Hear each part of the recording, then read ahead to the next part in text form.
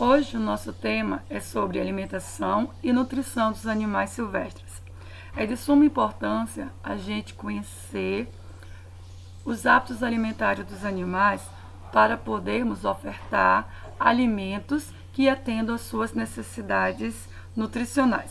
Ainda há muitos estudos à procura da alimentação adequada para atender às suas necessidades, porque os animais da natureza, eles sabem quais são os alimentos adequados para eles. Então, muitos se baseiam no que o animal ele se alimenta na natureza e sempre buscando, dar quantidades essenciais que vão atender todo esse animal em todas as suas fases de desenvolvimento, do crescimento, do nascimento até a sua velhice. A nutrição é a ciência que estuda as necessidades diárias de todos os nutrientes, proteínas, gorduras, carboidratos, vitaminas, minerais e água, sendo que os requerimentos nutricionais eles variam conforme a idade, sexo, estado físico, modo de vida do animal e fatores bioclimáticos. Então, conforme aquele estado que o animal se encontra e também o tipo de sexo, esses nutrientes eles vão atender nessas categorias. Tanto que quando a gente está trabalhando, no caso, um exemplo com o bovino, a gente vê que a alimentação nas diferentes fases, elas são diferentes. Quando a gente vai oferecer o mineral, ele também, ele é dado nas diferentes fases de desenvolvimento do animal. O objetivo da nutrição é fornecer uma dieta balanceada para uma necessidade fisiológica específica e individual para cada estágio de vida. Então a gente vai ver nutrições, temos que sempre ver a nutrição adequada e uma nutrição inadequada.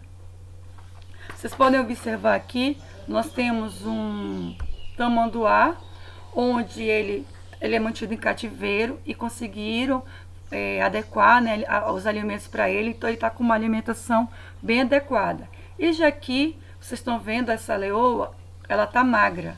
Então, isso aqui foi o quê? Uma nutrição inadequada, porque às vezes não é fácil também conseguir atender às necessidades desses animais.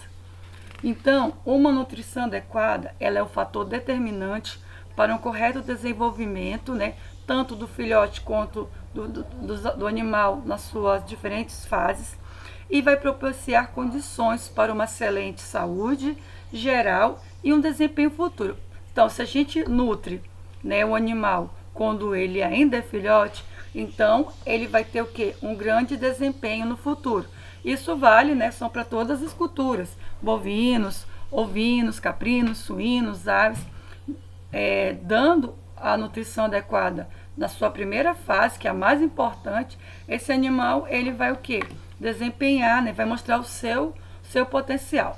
E quando a gente faz uma nutrição inadequada, ou o excesso ou a deficiência de nutrientes, pode resultar em alterações fisiológicas, predispondo o organismo animal a sérios problemas, como incorreto desenvolvimento corporal e constituição óssea, obesidade, além de alterações metabólicas e reprodutivas.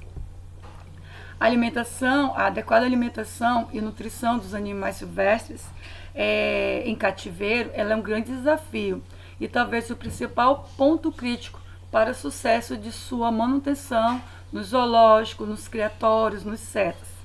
O sucesso dos programas de conservação e preservação está diretamente relacionado a uma alimentação e nutrição adequada. Fornecer a dieta balanceada é um fator preponderante ao bem-estar animal, imunidade e resistência às doenças, crescimento saudável, sucesso reprodutivo e longevidade dos animais silvestres.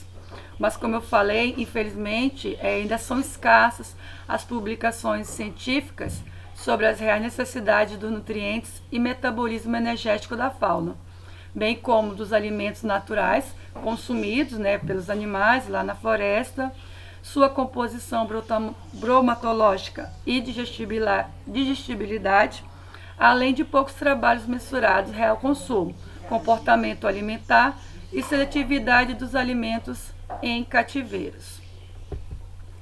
Então, a gente, antes de você começar a ofertar, né, o alimento animal, antes de planejar, a gente tem que conhecer primeiro esses animais, seus hábitos alimentares, se eles são carnívoros, granívoros, herbívoros, insetívoros, entre outros, suas necessidades nutricionais, observar se o animal está magro demais, ele está obeso, se ele já está assim, naquele ponto ideal. Então, com isso, a gente consegue, né, fazer esse planejamento. E quais os alimentos que o animal está habituado a consumir? Muitos erros, né, principalmente assim, quem pega os animais para estar criando, no caso do macaco, ele só pensa que o macaco come banana. Porém, o macaco não só come banana, ele come verduras, ele come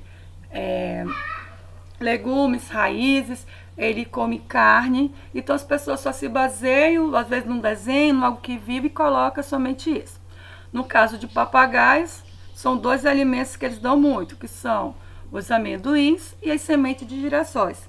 E essas aves não só comem isso, elas comem diversos de frutas, como verduras. Você pode ofertar ovos também, por causa dos minerais, do cálcio que contém no alimento. Quais nutrientes esses alimentos devem fornecer para suprir todas as suas necessidades? Então, devem conter proteínas, carboidratos, vitaminas e minerais. Eu vou passar um material para vocês que vem falando sobre a deficiência de cada um deles na nutrição dos animais silvestres. Os fatores para a variação das necessidades dietéticas.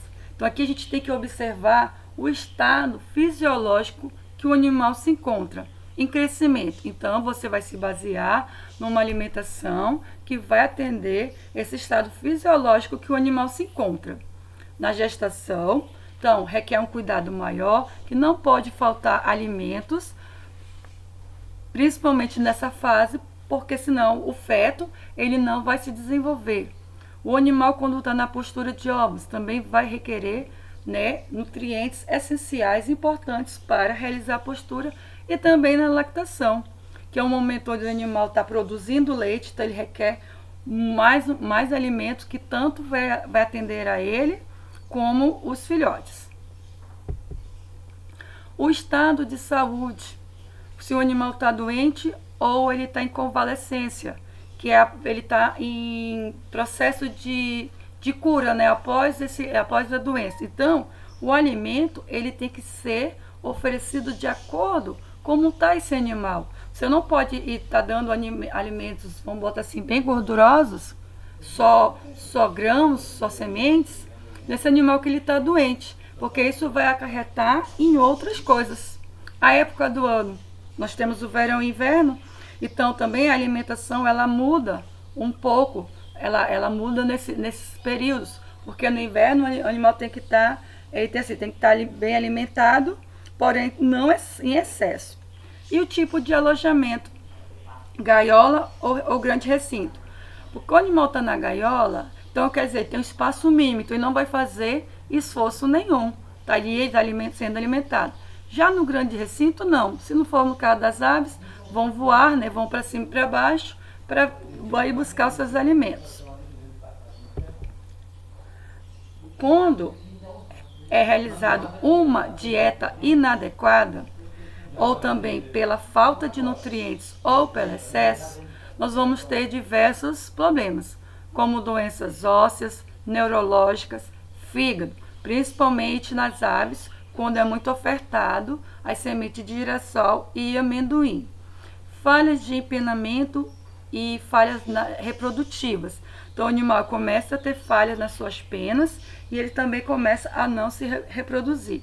E quando você oferta em excesso esses nutrientes para os animais, eles vão ficar obesos e essa obesidade ocasiona o quê? A morte desses animais. Então, aqui, o excesso, né, de um alimento afetou o fígado desse papagaio. Também vou passar um artigo, um trabalho sobre a lipidose hepática que ocasiona as aves, né, os papagaios. Então aqui vocês podem observar o bico, o excesso, né, de gordura foi para o fígado, então fez com que o bico desse animal se desenvolvesse assim, de uma maneira errada. Aqui também, ó, é um tatu, ele está em cativeiro, olha o excesso, então ele está assim, tá tendo tanta comida que ele está obeso. A falha de empenamento também, vocês podem, quem já visitou setas, já visitou algum outro, tipo assim, animais que foram resgatados e devolvidos, assim, tipo Bosque dos Papagaios, nos setas vocês vão ver muito isso, falha de empenamento, pelo excesso de gordura que eles dão aos animais.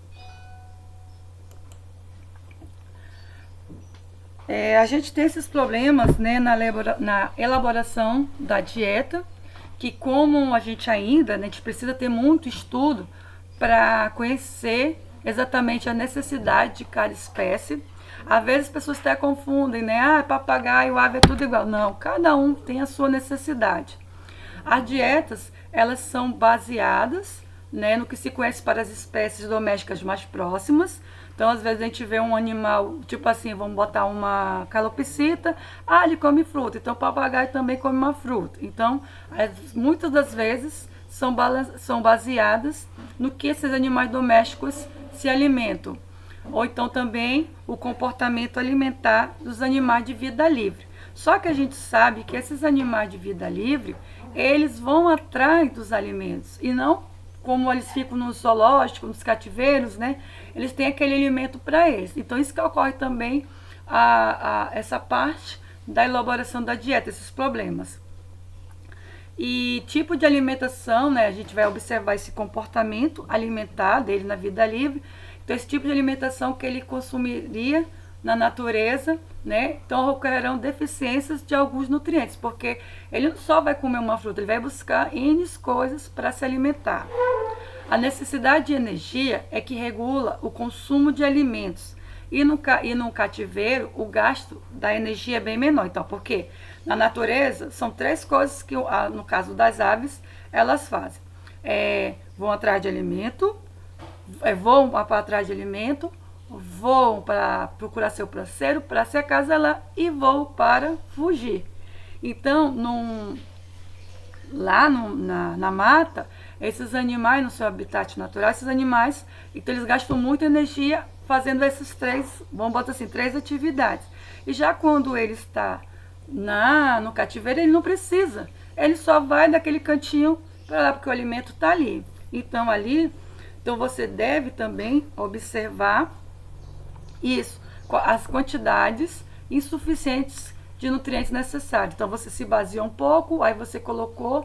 Então às vezes o animal não vai comer tudo aquilo. Por quê? Ele não gastou sua energia. Então não há necessidade, então ele não vai comer tudo. Então isso vai fazer o quê? Vai dar uma ausência, né, daquele nutriente. E aí, outra parte também, eles vão consumir alimentos em excesso, levando à obesidade. Então, as quantidades devem ser colocadas para que esses animais consumam somente aquilo e não que eles consumam mais. Como a gente oferece os alimentos para esses animais, né? Tanto nos criatórios como zoológicos? Frutas inteiras ou picadas, né? Porque ele precisa também começar a trabalhar, né? A segurar com a sua pata o bico. Também vai variar nos tamanhos de pedaços, grandes e pequenos, dependendo também da espécie. Eles na disposição do recinto, né? Com as posições, os locais, como vão ficar esses alimentos, o horário de fornecimento. Então a gente tem que obedecer os animais que são diurnos e os noturnos, e o tempo que o alimento fica disponível. A gente vai ter primatas e algumas aves que elas passam a maior parte do dia na busca e consumindo alimentos.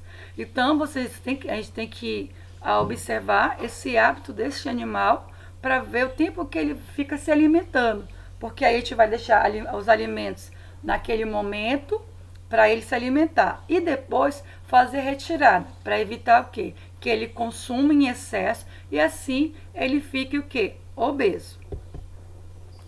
Respeitar quando se estabelece o manejo dietético da espécie. Então a gente tem que estar sempre respeitando para não sobrecarregar esse animal. Se o alimento fica disponível por muito tempo, é provável que os animais não recebam a quantidade adequada de nutrientes. Fatores para a variação das necessidades dietéticas. A qualidade dos itens fornecidos. Então, isso vai prejudicar quando são produtos de baixa qualidade. Às vezes vão procurar coisas, esse aqui está mais em conta. Mas a gente sabe que o barato sai caro. Vou dar um exemplo. Nós temos uma ração, não vou citar o nome, mas tem uma ração que ela é um produto barato, porém a proteína dela é zero, é uma ração de manutenção. Então, eu já vi muitas pessoas comprando essa ração para dar para os seus cães, porém, eles só veem o valor dela, mas eles não veem que esse alimento, ele vai atender o animal. A gente sabe que esse tipo de ração para manutenção é só sacia naquela hora o animal, mas daqui a pouco ele vai estar com fome. Alimentos deteriorados ou mal conservados também, né? Eles podem ser responsáveis por distúrbios alimentares ou doenças. As pessoas, elas acham que os animais devem comer qualquer tipo de alimento, né? Não importa se está estragado ou não. É um animal, ele vai comer. É igual os porcos, o pessoal fica jogando restos de comida azeda para galinha, para porco. Então as pessoas esquecem que esse tipo de alimentos eles prejudicam, né? Alimentos também sem contaminações. Na hora que esses alimentos estão sendo armazenados, né, lá no armazenamento, aquele local deve ser limpo, deve receber uma ventilação para não contaminar esses alimentos. O preparo, gente, assim como a gente prepara o alimento para nós, devemos também, quem for trabalhar nessa área de alimentação, né, ou então instruir as pessoas que vão fazer isso, que elas façam de maneira higiênica, né, tudo limpinho, lavar, cortar. Na hora que você vai fornecer esse alimento, as vasilhas, às vezes devem estar sempre limpas. Quando eu trabalhei no Setas, era diariamente as vasilhas lavadas. De manhã a gente oferecia frutas, à tarde a gente já balanceava, botava sementes, a gente colocava rações, então era tudo lavado. Sempre era tudo lavado. E sempre, gente, medidas higiênicas rigorosas. Se a pessoa que está lá dando alimento para os animais, era aquela que é responsável por esse preparo na hora da alimentação dos animais, se ela estiver doente, gente, ela não pode trabalhar, a gente sabe disso em qualquer local, né? Então a gente conta doente, qualquer cultura, a gente não pode ir doente. Então assim, higiene, mãos lavadas, unhas cortadas, barba feita, usando touca, porque, gente, a sujeira, né, leva esses animais a ficarem doentes. E assim, quem ainda não trabalhou ainda com esses animais, é muito complicado quando um desses fica doente. Como eu falei, eu tive essa experiência de ter trabalhado no Setas e teve um momento que um dos animais estava doente. Então, a medicação, ela é totalmente diferente quando a gente dá para um cão, para um gato, para uma vaca. A fisiologia deles é completamente diferente. Então, tem que estudar muito mesmo, sempre buscando saber como são esses animais, porque aí a gente evita, né, essas coisas, doenças, esses outros problemas que vêm ocasionar a esses animais. E lá no setor de alimentação, né, e nutrição, vai englobar o que, gente? O almoxerifado de alimentos, o biotério, a cozinha dos animais, a horta e o pomar.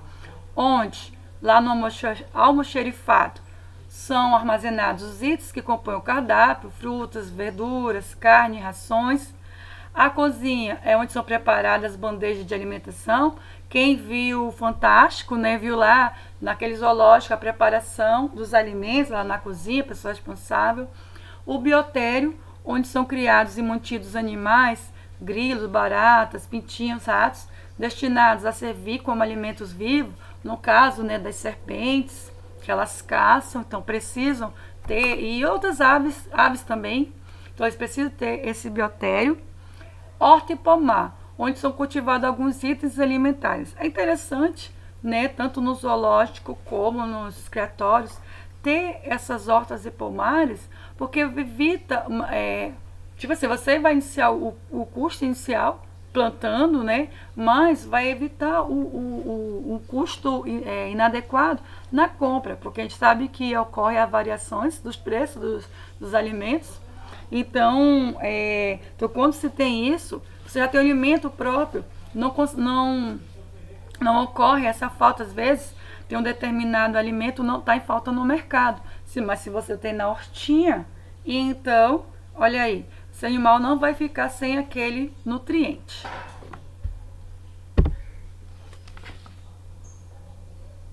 Uma das considerações mais importantes para a manutenção dos animais silvestres em cativeiros é proporcionar uma dieta, gente, apropriada para manter as espécies saudáveis e com potencial reprodutivo adequado.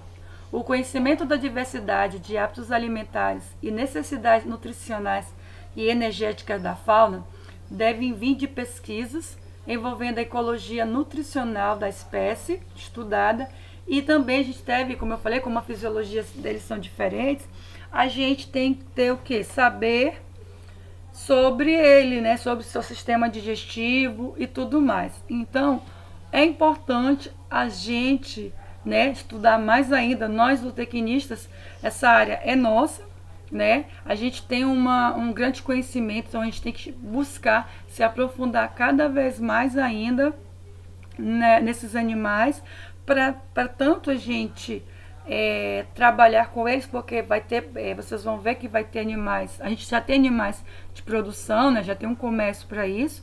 Então, como zootecnista, você sabendo como é o comportamento desse animal, se ele se alimenta, então você vai conseguir, né, atender a necessidade desse animal, e ele vai mostrar o que ele veio. Então, assim, é bom a gente estudar mais, saber, né, se aprofundar mais naquelas espécies, para a gente, além, como eu falei, da produção, trabalhar em criatórios, e também a gente preservar, porque a gente está vendo muito isso, né, sobre o pedido de preservação dos animais por causa do grande tráfico. Então a gente temos que estudar bastante para poder, né, ter esses animais presentes no nosso dia a dia.